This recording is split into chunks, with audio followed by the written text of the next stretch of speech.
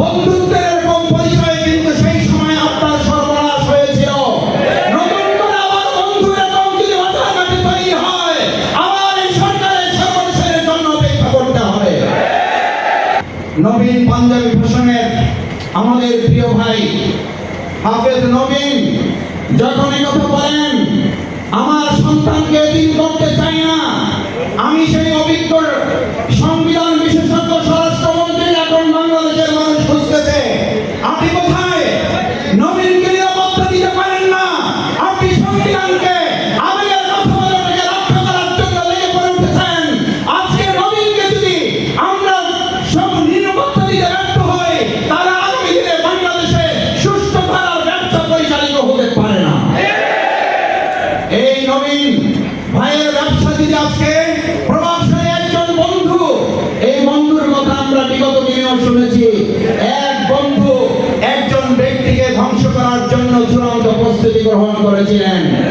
সেই বন্ধুর কথাই বাংলাদেশের মানুষ জানে।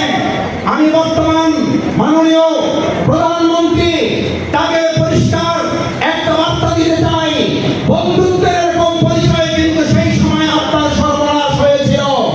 নতুন করে আবার বন্ধু এরকম যদি মাথাঘাটে তৈরি হয়, আবার এই সরকারের সর্বনাশের জন্য অপেক্ষা করতে হবে।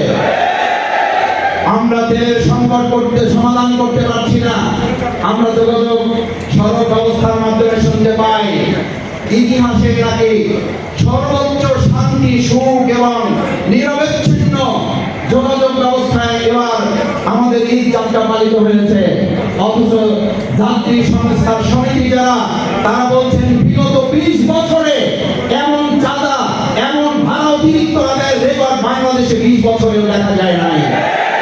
কথার সাথে যদি কাজের মিল না পাওয়া যায়, মনে রাখতে হবে এরকম কথার সাথে কাজের না মিল পাওয়ার কারণে বৈষম্য মুক্ত একটা বাংলাদেশ করার জন্য 2024-এর 5ই আগস্ট হয়েছিল। আবার যদি কথার সাথে বাস্তবে কাজের মিল রাখতে বর্তমান সরকার ব্যর্থ হয়, 5ই আগস্ট আসতে কিন্তু খুব বেশি সময় লাগবে না। আমাদের ভাইবান বন্ধুরা, আমি শেষ করতে চাই কথা বলে, আমাদের ব্যবসায়ীদের স্বাধীনতা কোথায়?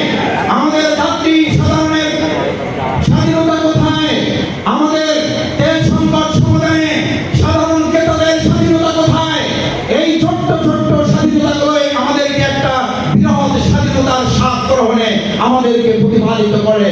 আমি বিশেষভাবে আহ্বান জানাতে চাই, যদি আমরা জুলাই সনদকে অপেক্ষা করি, জুলাই সনদকে পাশ কাটিয়ে সংস্কার পরিষদের শপথ গ্রহণ করার যদি সময় না থাকে, আমরা আজকে সংবিধান বিশেষজ্ঞের কাছ থেকে শুনি যে আমাদের সময় নাই, সংস্কার পরিষদ